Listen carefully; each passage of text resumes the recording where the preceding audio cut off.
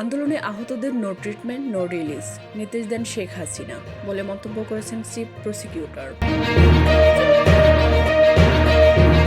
Elon মাস্ককে Bangladesh সফরের আমন্ত্রণ ও ৯০ কার্য দিবসের মধ্যে স্টারলিং স্যাটেলাইট সেবা চালুর প্রস্তাব প্রধান উপদেষ্টার।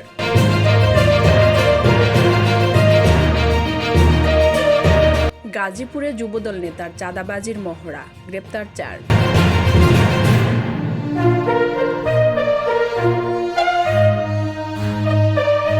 মোবাইল অ্যাপেই দেওয়া যাবে জাকাত বলে মন্তব্য করেছেন ধর্ম উপদেষ্টা।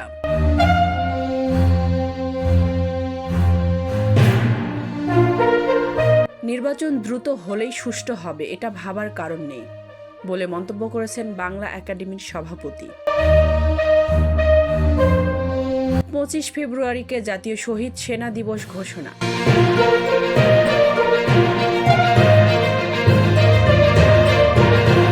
শূন্য থাকা ৯ মন্ত্রণালয়ের সচিব পদে নিয়োগ শীঘ্রই বলে মন্তব্য করেছেন জনপ্রশাসন মন্ত্রণালয়ের সিনিয়র সচিব মোখলেছুর রহমান।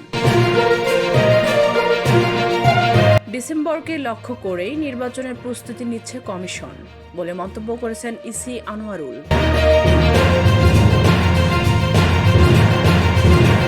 আইন শৃঙ্খলার উন্নতি, পণ্যের মূল্য বৃদ্ধি রোধ ও দ্রুত নির্বাচনের দাবিতে বান্দরবানে বিএনপির সমাবেশ।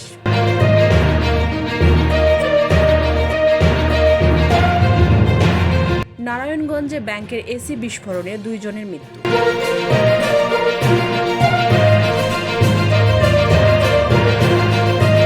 টিসিবি কার্ডের ভাগ বাটোয়ারা নিয়ে রাজশাহীতে বিএনপির ২ গ্রুপের সংঘর্ষ।